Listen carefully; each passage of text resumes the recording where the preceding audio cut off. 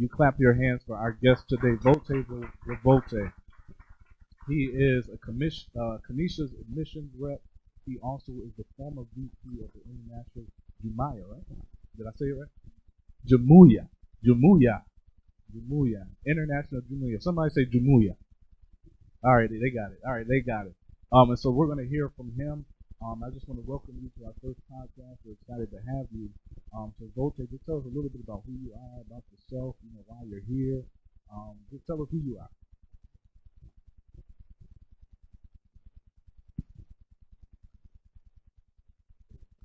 Hello, hello. Can everybody hear me? Hello, hello. Good afternoon, everybody.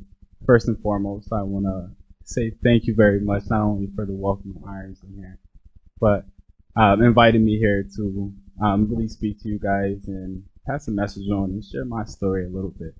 But my name is Vote Revolte. I am a higher education professional, and I wear a couple of different hats, kind of depending on where I'm at. In about 2021, me and a couple of friends, we started a nonprofit, which is International Jumuiya. And if you guys did not know what Jumuiya means, Jumuiya interpreted in Swahili stands for communities. So interprets over in English as international communities, really serving not only our Buffalo public schools, but our surrounding community as well. And our mission is to give resources effectively and efficiently. That's something that I had as a youth and something that truly, truly changed the trajectory of my life, but the reason why I'm standing in front of you guys today as well. So if you could just kind of go back into it. Did y'all hear what he said, Jumuiya means? What did he say? Say it louder. Why is that significant? Oh, because it truly does take a community, not only for that community to grow, but for individuals within that community to thrive as well. If I was to say that I sat here and did it all by myself, I would be absolutely lying. But it's truly the community that helped me get where I am today and helped not only International Jumuiya, but a plethora of people within Buffalo thrive. And so obviously my question is, what does that look like for this generation? Because we think community, you and I grew up, you grew up in but our parents sometimes their community looks a little bit different. Community for them may have been let's walk down the street. I need about sugar. That's community. Or sometimes we all in the backyard have the barbecue. That's community. But for our generation now, knowing the way society is and knowing the way things are changing, the political climate, all of that, what does community look like for our generation, and how does international Jumuiya help foster that community for today's time? When I think of community, first thing that pops in my head is leadership. We need more leaders within our community, and that's what changed the trajectory and the way the communities are viewed and the outcome that communities get. And with International Jumuiya, we have people here in Buffalo who are leaders, who are assisting out other students to become leaders. And once you're a leader, it's not just about being stagnant, but it's about being a lifelong learner and continuously growing. Because there's no end road, truthfully. So leadership to me means, or community means leadership, and leadership in the community to me means changing. And now, how do you teach this generation of people that you serve how to become leaders? Because now they're seeing leaders, but you guys are presenting yourselves as leaders, but with the work that you do, how do you teach them to become leaders? One of the things that, I'm an alumni of you look at you, and the thing for them is we're leaders right now. So how would you say that you foster leadership in the individuals that you impact while also representing yourself? I would say providing resources. Resources to look at all type of ways. Now, resources could be me sitting here talking in front of y'all, or resources could be me publishing a book and y'all might come across to it. Or this might be me passing the message on to Shai, and Shai remember that message and pass it on to y'all. So you truly never know the impact of the resource that you're giving. But if you're always a resource to somebody, no matter what, that person's going to grow, whether it's a small step or a big step. And at International Jamula, we realized that maybe not everybody just needs books, or maybe not everybody just needs a tutor. Maybe somebody needs a meal. Maybe somebody needs to just sit down and have a conversation with somebody. And those are things that when we think of resources, we always imply some type of something with value or money, or even things that you don't see of value initially are of value to the person. And I could actually give you a great example. There, in my undergraduate, so I did my undergraduate over at Niagara University, and first year I would say was fairly rough. First time college student, kind of going through the process. But I would say once my second to third year came around, I really engulfed myself in the community, but also within our HELP sector. And if you guys don't know what HELP is, it's a statewide program, also known as the Arthur O. Eve Higher Education Program. And it's a path to make your way to higher education as affordable as possible. So I basically had a paved way road to go to college. Now, when I was in college and start really engulfing myself into things, I start recognizing that what I do is effectively rubbing off people. After that second year of being a peer mentor, that third year, one of the students that I was a peer mentor to was now a mentor and had his own set of mentees. But not only that, recognize we have the same majors and same clubs, but it was just what I was just trying to I was trying to give him the resources and the knowledge that I had with higher education and kind of my path, and he sees that, and oh man, this might work for me as well. But you truly never know who's watching, because there might be somebody out there in person or even online that might grasp this and might change their whole day. You know, one of the things that I think about too, I mean, I don't know if you've ever have y'all ever heard of the crab in the barrel thing? Somebody said yes. Who said yes? You know what that means? What does it mean? No, he forgot. So, Mama Terry, you know what it means?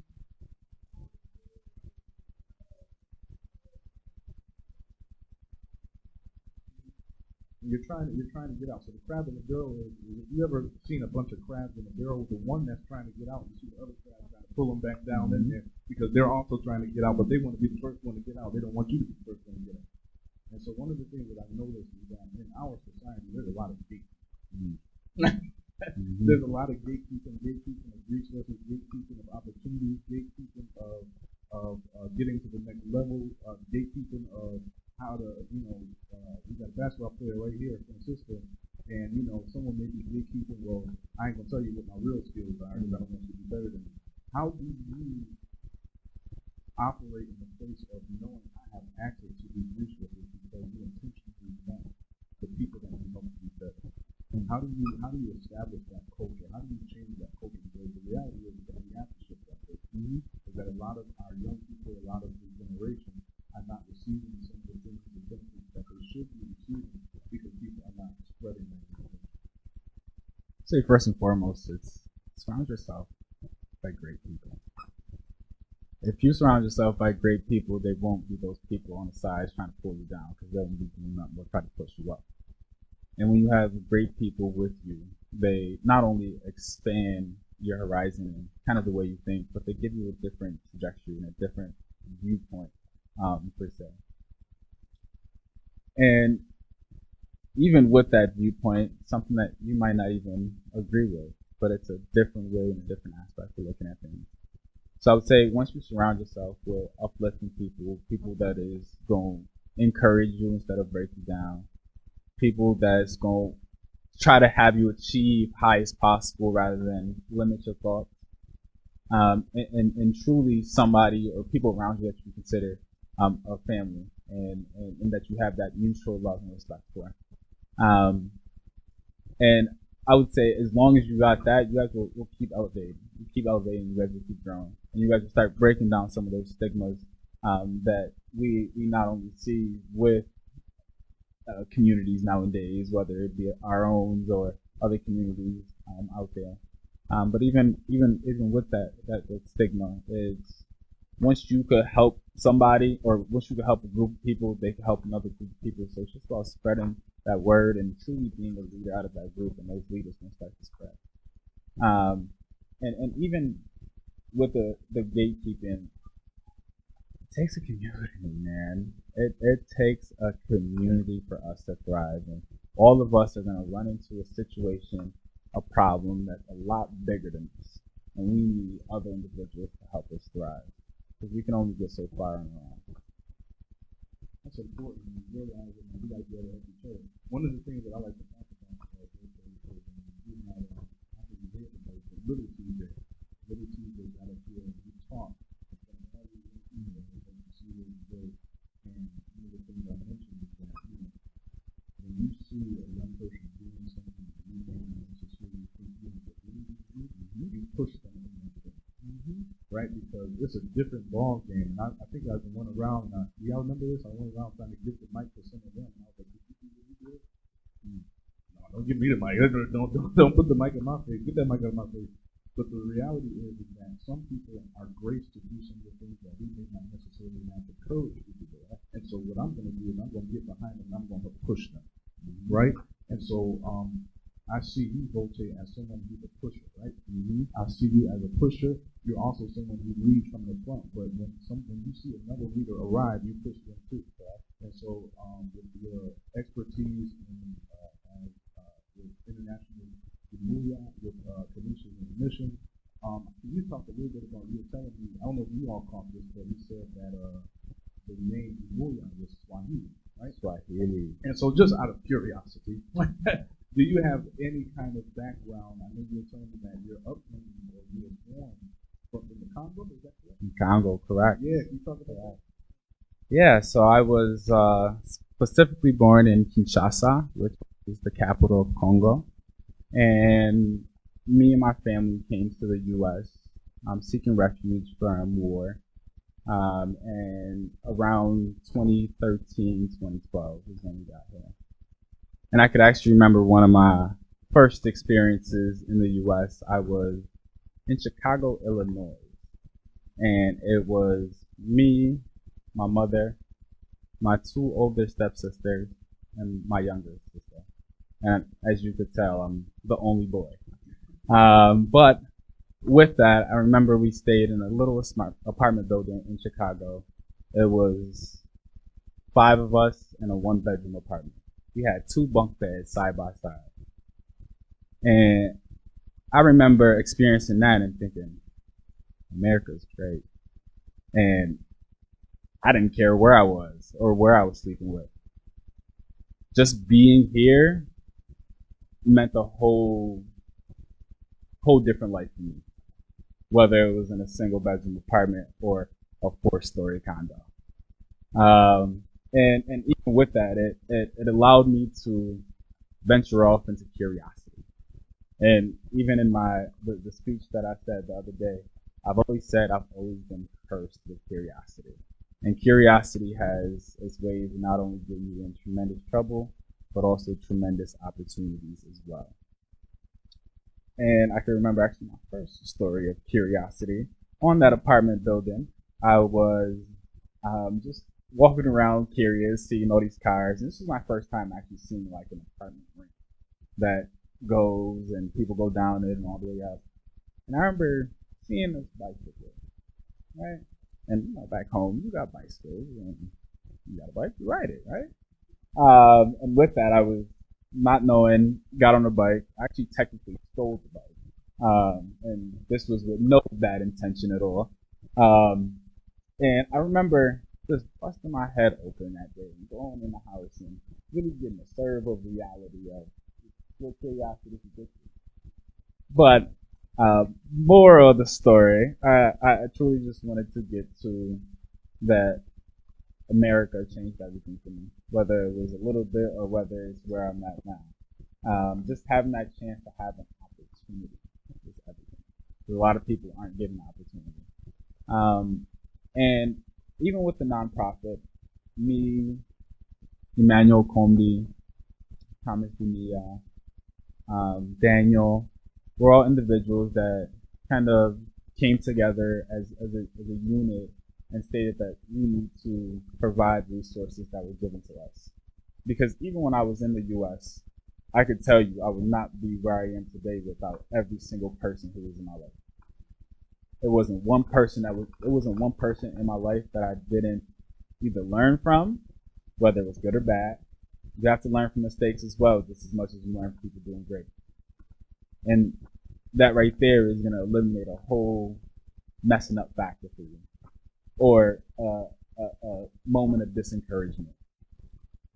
Now, with those individuals, we made a pact to provide resources, because every single resource that we had was awesomely needed. And with that, we noticed that they could come in a variety of different ways. I used to have resources that just drove me back and forth to practice. I used to have resources, Mr. Ty Parker, the coach for health science basketball team. I remember he bought me my first pair of basketball sneakers. And you know what that did for me? It did not just allow me to play basketball, because I was playing basketball even without official basketball sneakers. But he gave me that confidence. And he was somebody who believed in me, somebody who walked me back and forth or drove me back and forth from basketball practice and modified basketball. To even people like Mrs. Whitfield, who is Anthony Whitfield's mother, who was driving me back, religiously driving me back and forth. They just knew I needed a ride.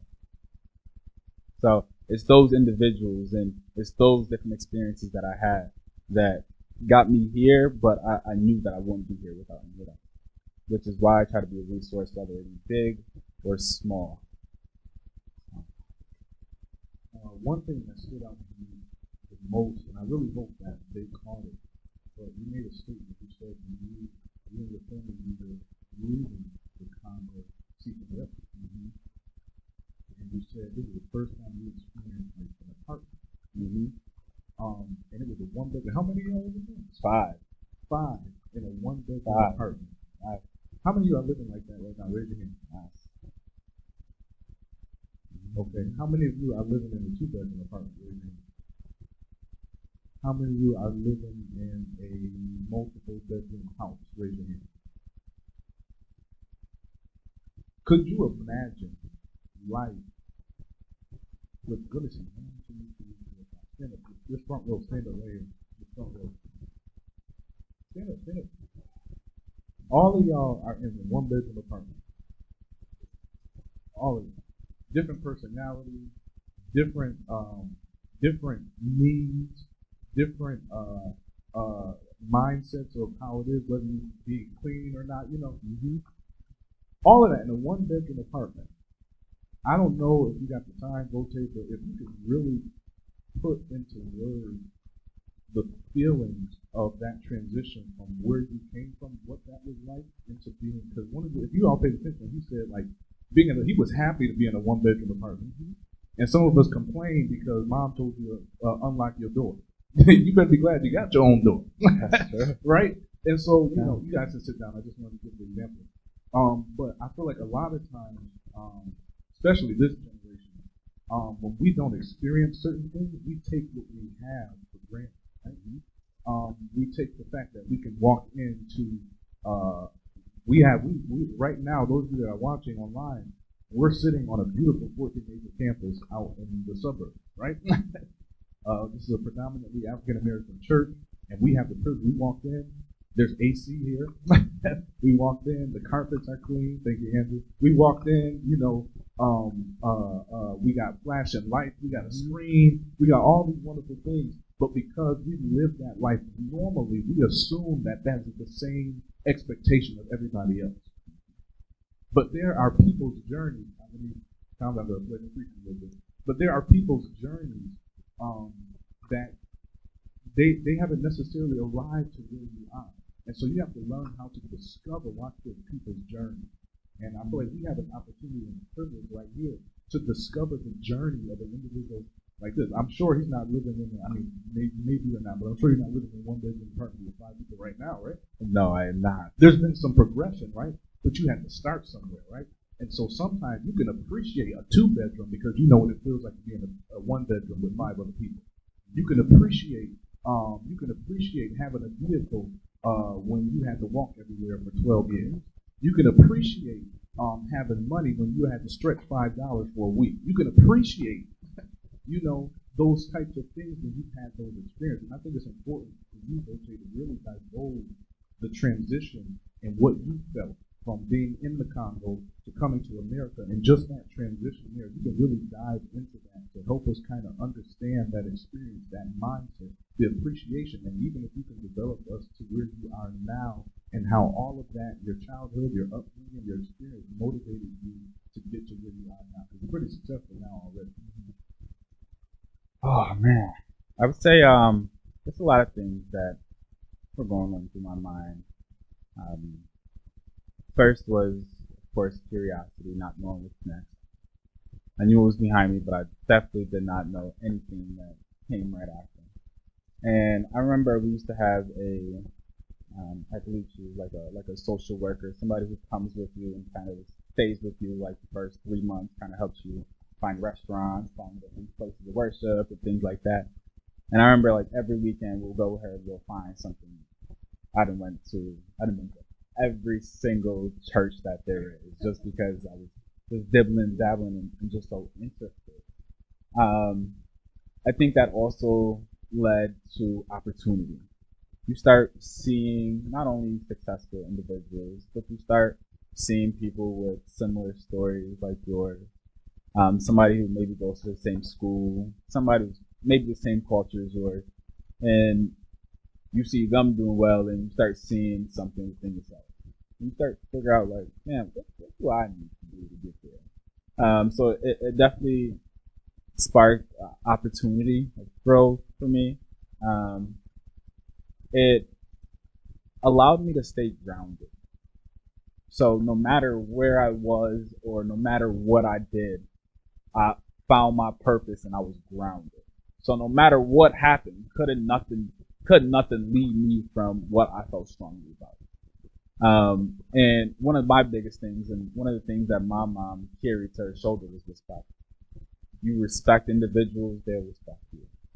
And even if you respect individuals and they don't respect you, you still did your part. You did what you had to do.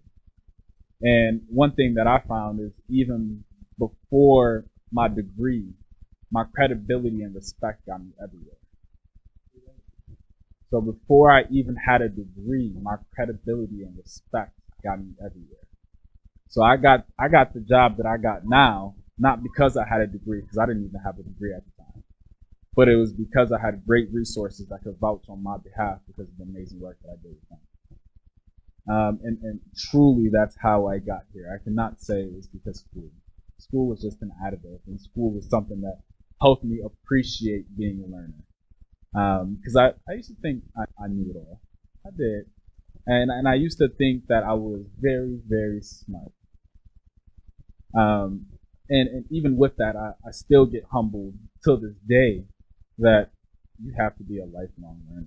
And whenever you stop learning, that's when you start failing. So whenever you stop learning, that's when you start failing. You have to continue growing and learning. And I also want to touch on the aspect of you think you're as big as you are until you meet something bigger. And that's everywhere. Like in Africa, I didn't think I was going to be what I am today until I got here. And then I got here, and I'm tell you, I'm going to be a lot bigger than this. Because it's not only mindset, but it's what you expose yourself to. I've seen presidents of universities now. I've seen what it takes to get to a place like that. I've exposed myself to those elements. And until you expose yourself somewhere, you're not going to know what your limit is. And actually, there is no limit. He just spit so many bars, and I hope y'all got that. I mean, this man is, he's talking. I don't even know where to start now. I'm usually pretty good at that, jumping and piggybacking on it. But let me say this. There's a few things that you mentioned, and I kind of want us to really dialogue about it. And those of you that have questions, feel free to stand here, and then I can pass you the mic. Or even comments or suggestions or things you want to add to what you said. But one of the things you mentioned, you said, is that when I've seen people who were doing great things, I asked the question, What do I got to do to get there? How important is the question? And here's the reason why. Because a lot of times, even as young people, even opportunities like this, you could see someone like Vote and will still refuse. And this is no shot on anybody. I don't want you to feel guilty. Come up here because you really want to come up here. But you can sit here and see somebody like Vote and refuse to take the opportunity to glean from what he knows simply because you feel like you got it all in the bag. And so now you walking around thinking you big when you're really small because you didn't acknowledge the thing that was bigger than you. And so the only way you can grow and you can swell is that you have to see something that's bigger. And that's one of the things that you mentioned, right? Correct. You mean to tell me that I can be bigger than what I am right now? Like, you have to expose yourself to different elements. You don't know how many times I went on new vacation and learned something new and wanted to engulf in that a little bit more. Or even going to Washington, D.C., some of the miraculous museums, and really engulf myself in that. Spark something. Spark something new. Spark something that I didn't have before. Sparks a deeper appreciation for what it is. And I went to Washington, D.C. not too long ago, and I actually went to the Holocaust Museum. And it's a different feeling being there and truly exposing yourself to it. You gain a deeper appreciation for it. One of the things I want to mention too is this: is if you ever pay attention, you have to pay attention to the people you surround yourself with. One thing I want you to kind of dive into, both is talk about what your circle looks like as you begin to progress through your journey. What did that? How did it shift? How did it change? Because a lot of it, there's a lot of peer pressure. There's a lot of negative influences, and you can have one mindset to get one place, but you meet the wrong person. That'll completely derail the direction you're trying to go into. So talk about the benefits of having people that help you stay consistent. There's another conversation, hopefully we can get into that too, that we had in the office, and we talked about the difference between motivated and being disciplined. You just kind of talk about, I know that was a lot, but if you can break all of that down. Yeah, I first want to start off with motivation and discipline. Motivation is kind of defined as a single act that you're enthusiastic to do something. Now that's something that is limited to a time period, an event, or whatever circle you're connected to. Now discipline is using that motivation every single day and instilling it into what you know. I kind of spoke a little bit about like my ground and how I keep stuff that's grounded with me, like respect being one of them. Everything that's grounded with you has to go back to your why, your purpose, why you do what you do. And if that's powerful enough, nothing will ever override that, whether it be good or bad. Now, I also want to hone in on your friendships, the community, the circle you keep around you. And I actually want to use a specific example from me in college. I surrounded myself around some people that I ultimately knew that this was not a crowd for me. Now, in the midst of the moment and trying to enjoy and have fun, I put myself in a situation that I, Vote, was never supposed to be in. And even in that situation, I was still being a leader. But even being a leader, when you surround yourself around those type of individuals, that guard goes down. Because now you're not seeing that as you, but you're seeing that as the knuckleheads that you hang around with. And I actually, and I'm gonna tell y'all a story. At NU, I remember I was out one day and I was with this knuckle group of friends. I remember they got in a fight. It's not my game. That's not my little world. So you know what? What I'm gonna do as a leader? I'm gonna go break the fight up.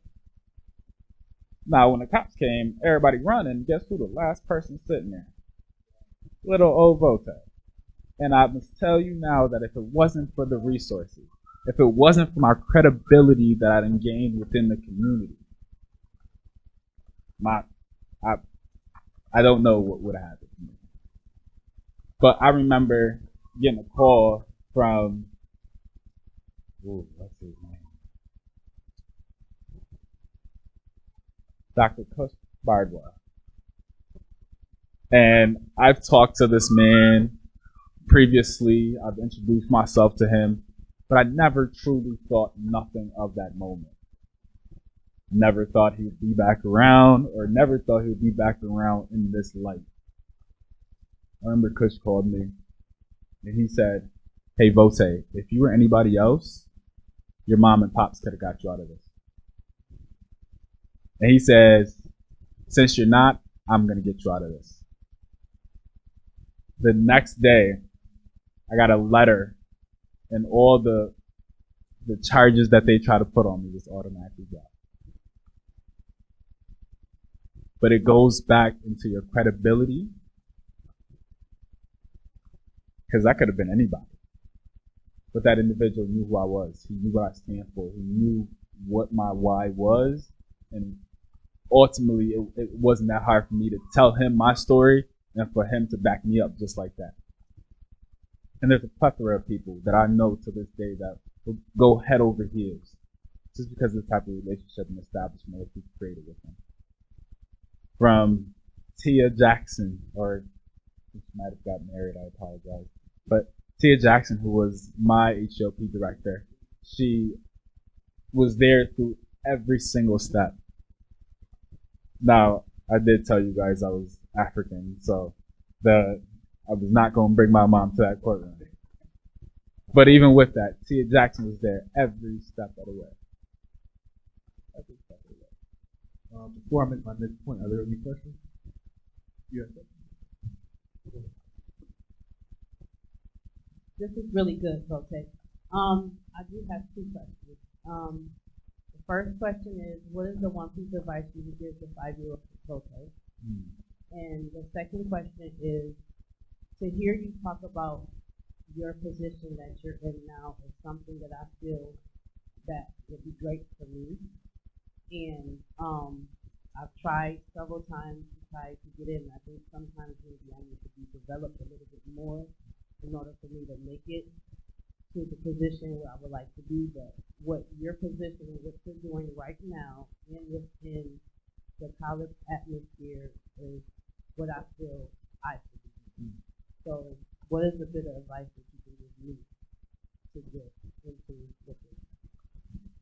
Man, I would say two things. One, and I'm going to say this over and over and over, never stop growing, whether it be in a classroom or whether it be at home.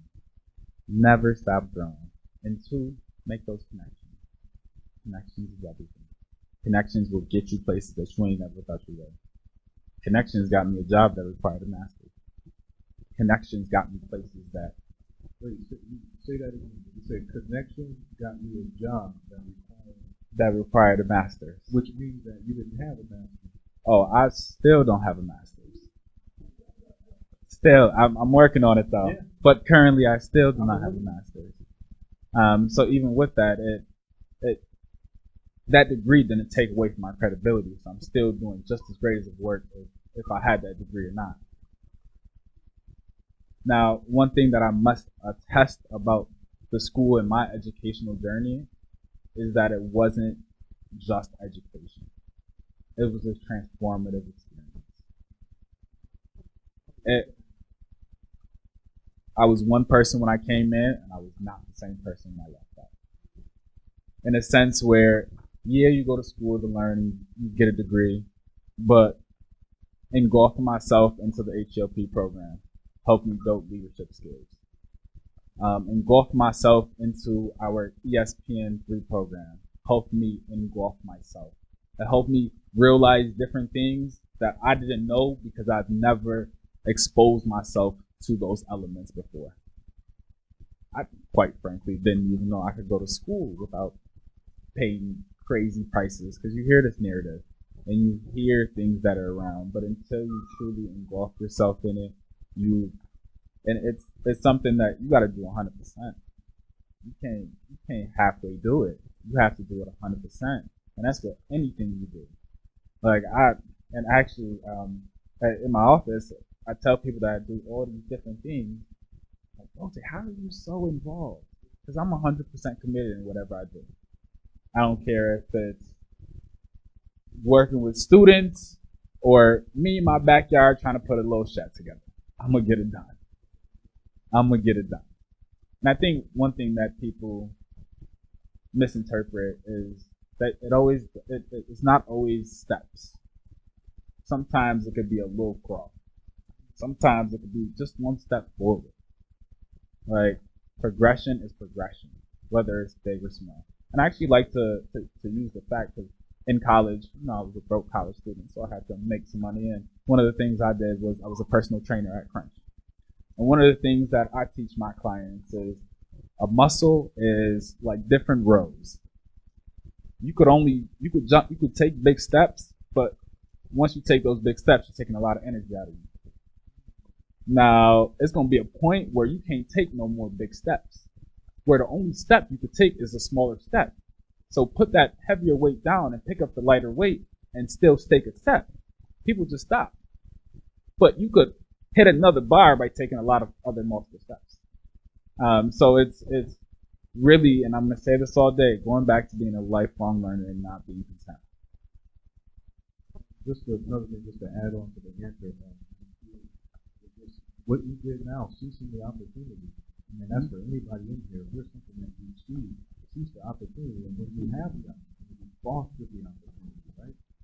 Know how to manage the opportunity. Know how to steward the opportunity, right?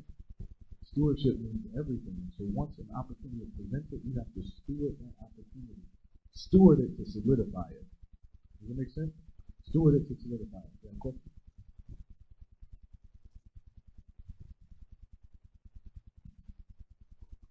This is very, very good, and I'm learning a lot. So, my question to you would be, how would you deal, when you mentioned your circle,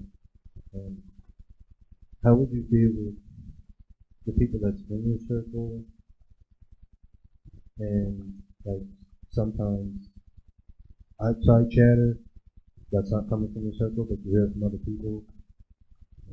How would you, or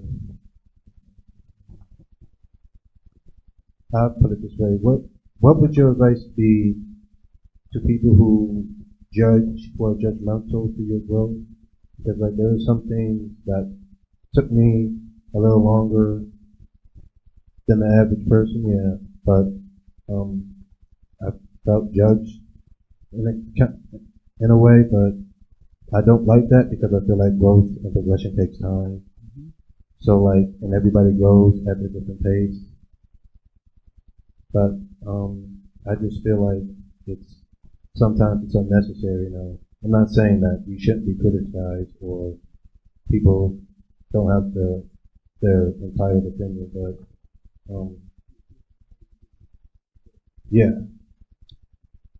Now, it sounds to me like one of your pillars and one of the things that you hold strongly is respect as well. Because you want to be respected.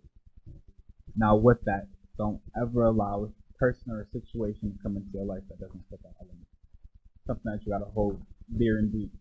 And it's not an easy road, especially getting into new doors, into doors that you ain't never been to before. But it's always going to take a new door to grow. And that door is going to be uncomfortable. So it's about making a hard decision. And I ask myself every day, does this align up with my heart? With what I feel and my why? And if it doesn't, allow it to go. And if it does, keep it close with you. And you will know who's there for you and who's not. And that fine line will start to separate. Some judgment is necessary, right? And so just being able to discern what you take is like getting constructive criticism, right? If it's constructive, you can use it. If it's just criticism, you can't. And even with that, I also want to mention that even if it is constructive, still respect it. Yep. You still say it in a respectful manner. And I was just talking to a younger boy about this as well, that love cracking little jokes. You see it as a joke, but does that person see it as a joke? And it's always perspective. And I think also, like, it's about speaking up too as well. If you're not speaking up, that's something that's going to continue to happen. So ensure that you're making it evident that this is something that you don't align up with. Because of personal stressors and trauma. We all know some of us grew up with trauma. Can you kind of talk about how important confidence is? Everything. I spoke a little bit about Mr. Ty Parker and how he helped me gain that confidence within that basketball aspect. But it's always going to start out in order to get comfortable. Now, within those times of uncomfortability, it's about staying committed to yourself and being disciplined with yourself. And even with those two in line, you're going to move forward. And sorry, just lost my train of thought there. But I'm sorry, could you repeat your question? I just want to make sure I effectively answer it. Mm-hmm.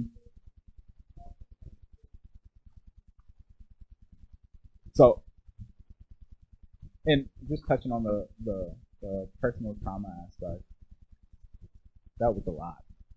And it's figuring out different ways to figuring out different outlets for yourself is what I should say. Figuring out different ways that you could build that confidence for you. Now, for me, one of the things that I enjoy doing is fishing. And if I have a good fishing weekend, I'm having a good weekend. Now, even if I don't have a good fishing weekend, I had a great time being out there. So it's about engulfing yourself into something that you truly enjoy, but something that also builds that confidence within you as well. And a lot of times as you're growing, your confidence grows as well. I cannot tell you that 2 years ago I could be in front of even a stage like this, but let alone be a keynote speaker from Buffalo Public Schools. Like that was something that I couldn't tell you I could do years ago. But with growth, that allowed me to not only gain that confidence, but go up there and do some really great things.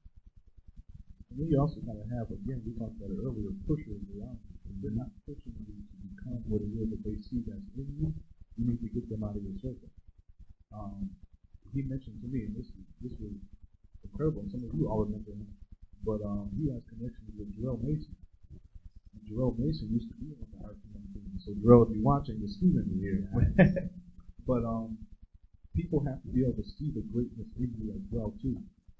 We have to stop, especially as young people, stop surrounding yourself with people who keep you at a level that you know that you're not supposed to be at. Mm-hmm. You have to stay around. If you're not pushing me, then get behind me. Mm-hmm. Right?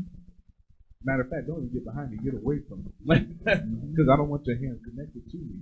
Pushers are required, right? Because there are going to be days where you can't necessarily push yourself. Mm-hmm.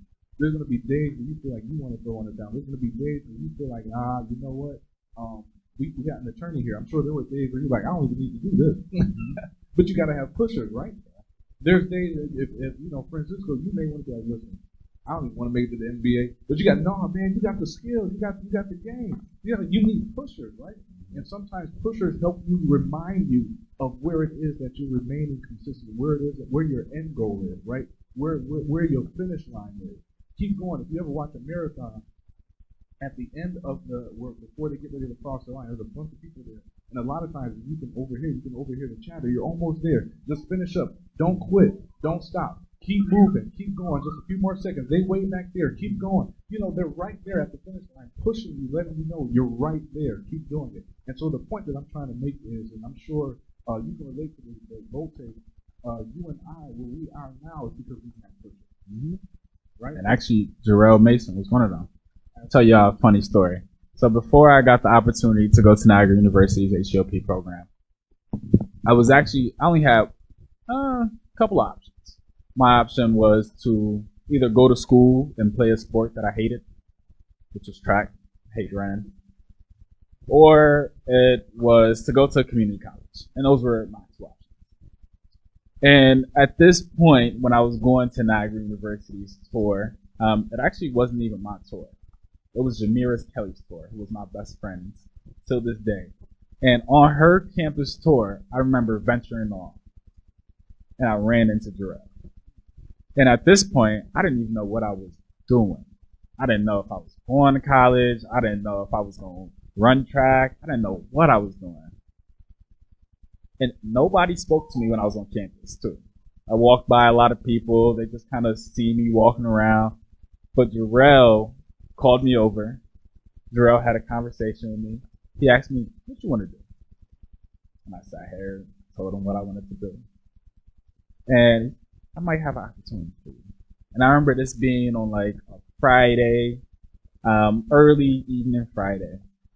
And he gave me an HLP application. So from there, I filled it out that weekend. Remember doing my FAFSA Monday morning. And I remember by that next Friday, Jarrell told me I was in a program. I accepted right away. Didn't even let it hesitate. But it literally all started from him being him.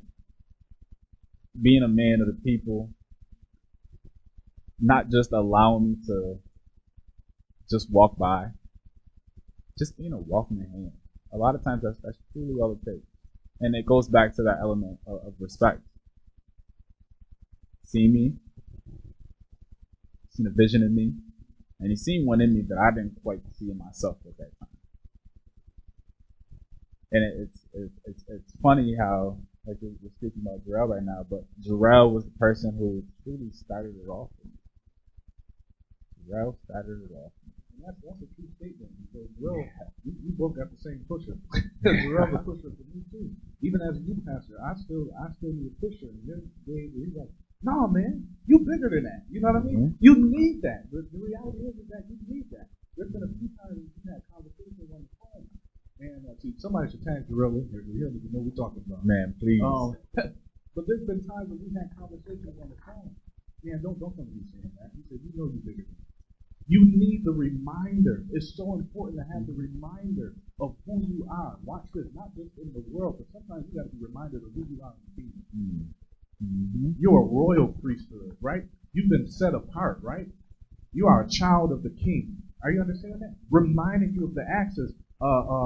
Even if you're poor, you're still rich. Mm-hmm. Right? Mm-hmm. You have opportunities, and because you have opportunities, you're able to become greater than what you are now. What you see is not what you'll be. Mm-hmm. What you see now, right? Let me correct it. What you see now is not what you'll be soon.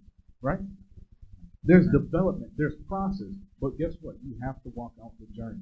I believe I told you that. There's a journey, Aaliyah. There's a journey, but you have to enjoy. Sometimes you don't enjoy the journey, but you got to walk the journey, right? Because it's your journey. Everyone has been assigned a journey. I want you to look at the person next to you and say, will you push me? Nah, say it like you mean it. Say, will you push me? Because let's stand. I'm sorry, let's stand. Nah, you. Because we're far over our time. But the reality is that there are times, and this is the reality. I can't stress it. There's going to be times when you don't feel the energy or the motivation to walk. One of the things that I don't know if you hear this is what he said, but he talks about the difference between motivation and discipline. Motivation is almost the same thing as zeal. Sometimes we have zeal, and sometimes zeal happens and it's for a moment, right? And we have all of this zeal in a moment. But if there's no discipline attached to the zeal, it's nothing but a motive. You hear what I'm saying? And so you can be motivated. Man, this podcast today motivated me. But then what happens after? Because this podcast just happened today, but it ain't going to happen tomorrow. It ain't going to happen the next day. So what discipline do you create? You ask the question, how do I get to where you go? Because first of all, you see it. Man, I'm motivated by what you got. But now here's where the discipline enters in. How do I get to where you go? Are you following me? What the inspiration, it's okay to be inspired, but what are you doing to keep the inspiration?